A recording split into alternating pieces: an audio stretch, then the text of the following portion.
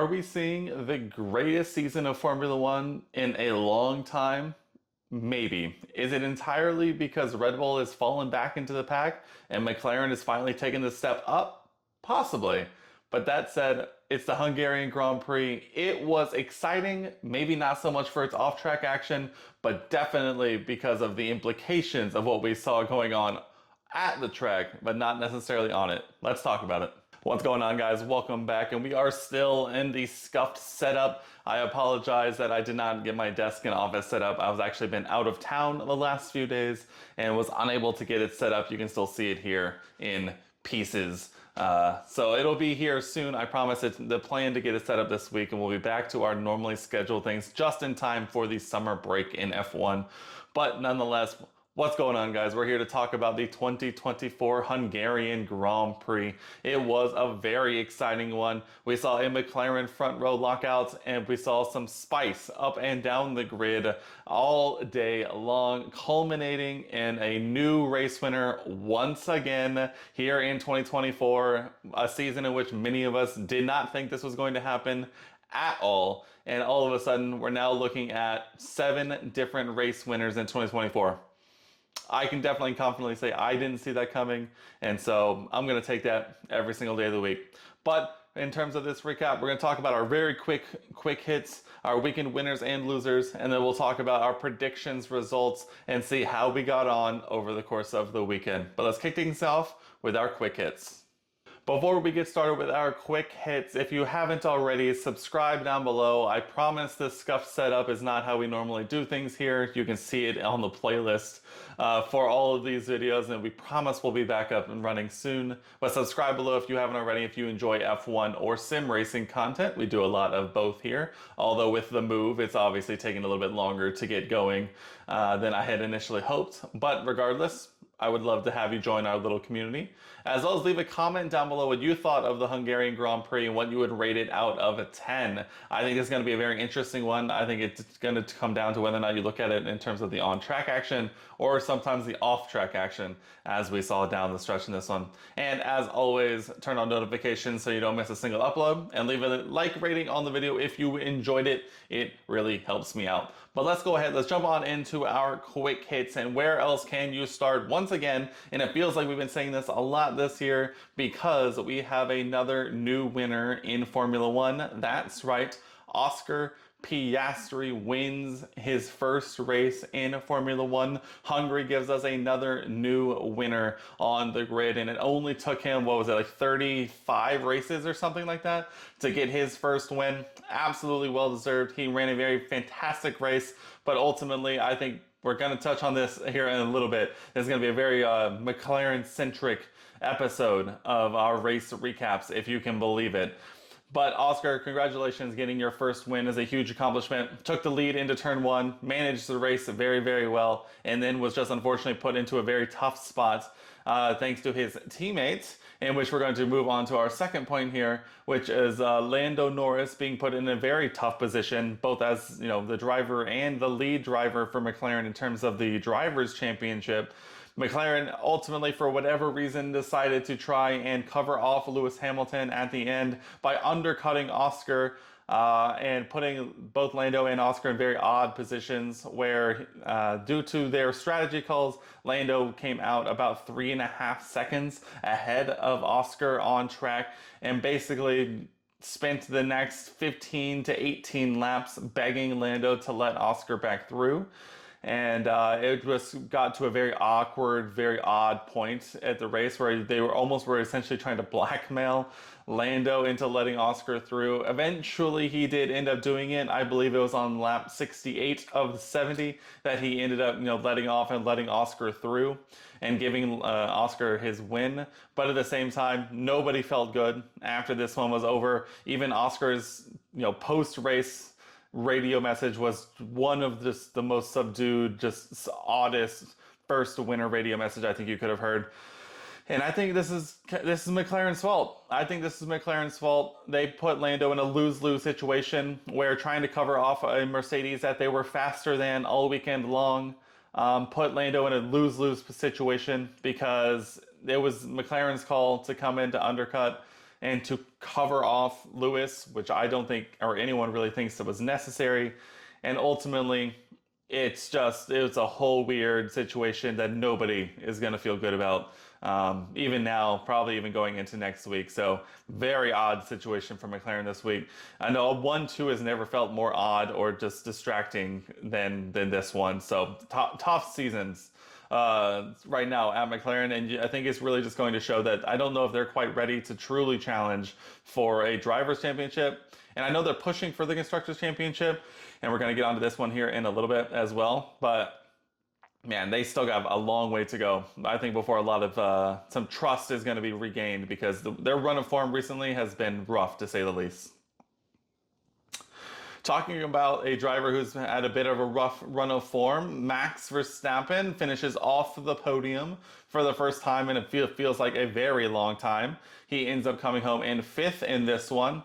Ultimately ran, basically in the top 3, and in a combination of some tough strategy calls from the Red Bull team, which normally feels very infallible when it comes to their strategy calls, as well as, let's just say, a reversion to an older Max Verstappen once again, with a desperate move down the inside of Lewis Hamilton. They end up making contact. Max is launched into the air once again. His car miraculously survives somehow. I think a lot of people are still wondering how that happened. And then he ended up finishing just behind Charles Leclerc, who finished 4th to come home in 5th. He also was sent to the stewards after the race was over, but thankfully, I guess for him, avoided any time penalties for his incident with Lewis, which would have put him back behind Sainz even, and finishing P6 in this one. So Max, another one of those interesting races where we saw a lot of radio messages go back and forth between him and his race engineer, Giancarlo Lambiase. And so it's a tough time, I think, for Red Bull. I think they're seeing themselves kind of fall back into the pack, and they are not liking it, and they are feeling the pressure. Very quickly, we'll touch on this. Lewis Hamilton gets his 200th podium in Formula One, obviously stealing the record once again from himself. But nonetheless, again, what a great race from Lewis. Managed it very well, and I think probably the 3rd or 4th fastest car at this point. Ran a pretty perfect race to finish on the podium. Can't say much more than that. Ran very well, very good run of form for Lewis here recently. And I think the best way to describe the rest of the race is everyone else get in the back, because unfortunately for you guys, we are not focused on you, as you are not the main character this weekend. And that spotlight rests solely on Red Bull and McLaren right now, and we all know that Netflix is licking their lips at the possibility of the episodes they're going to be able to pull from this one. So a very anonymous race from everyone else, but I'm sure there's still a lot going up and down the grid, but realistically, no one's going to be talking about that after this one's all over. All right, let's move on quickly. We'll get through the rest of this one as my voice is going, and being on the scuff setup is making me a little sad on the inside.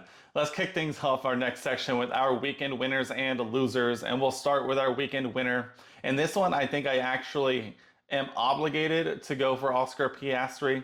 First win in F1, definitely should be rewarded for that.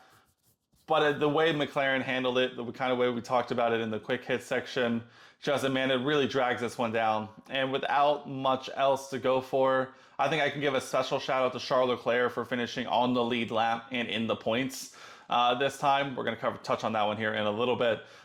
But it's got to be Oscar in this one. First race win in 30-something odd races, managed the race very, very well, and came home. And at the end of the day, crossed the line first.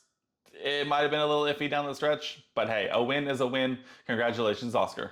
And then moving to the other side, I kind of went back and forth on this one as well. I kind of want to give a special weekend loser shout out to Alpine, which for whatever reason, since July is ticked in, they have just been absolutely down towards the bottom again. Pierre Gasly once again does not finish a race due to a suspected hydraulic issue. I'm sure he's not feeling very well. Esteban Ocon also comes to the finish. I think it was 18th in this one. And so that was a tough day for Alpine and a very tough run of form. But I ultimately am going to give my weekend loser to Red Bull.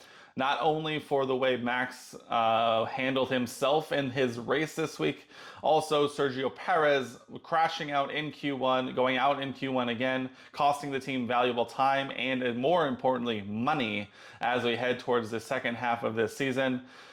He ultimately did come home to finish in the points in P7, thanks to some decent pace and track position.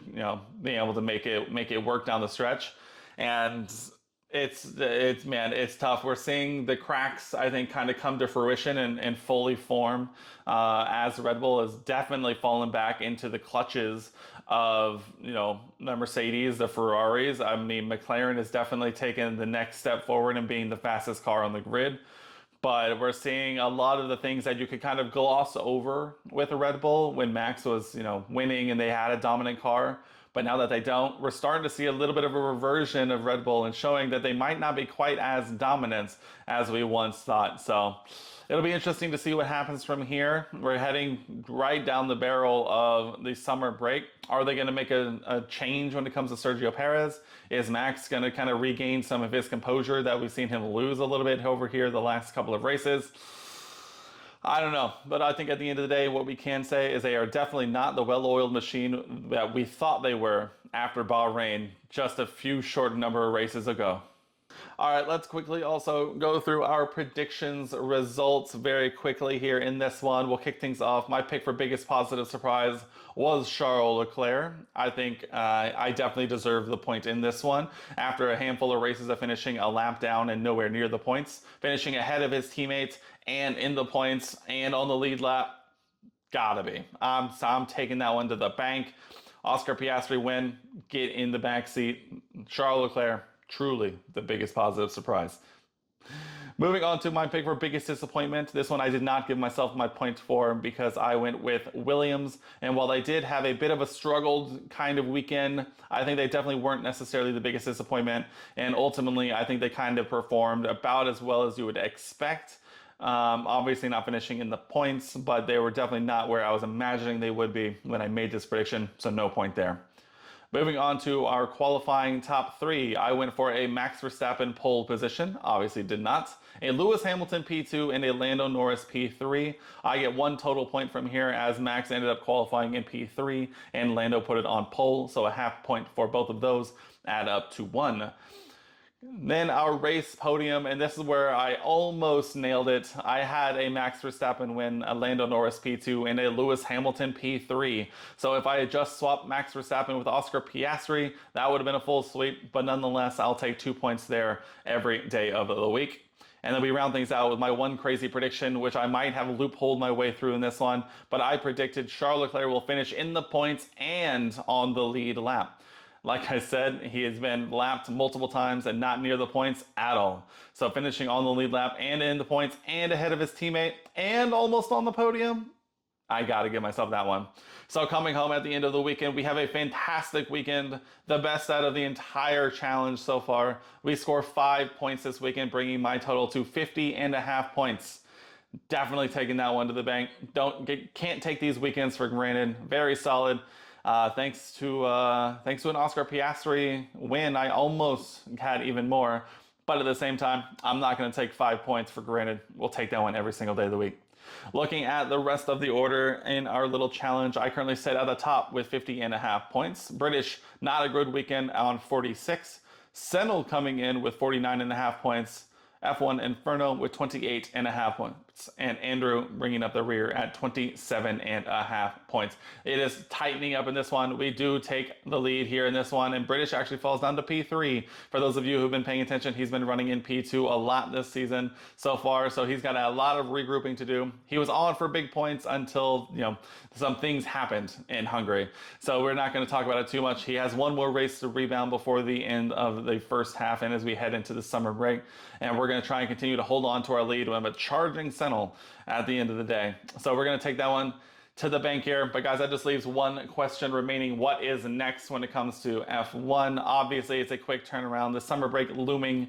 The only circuit that stands in our way is Spa-Francorchamps. 1 week from today, we head to Belgium to race around Spa, one of my personal favorite racetracks in the entire world to both watch, sim race on, anything you name it, I am there.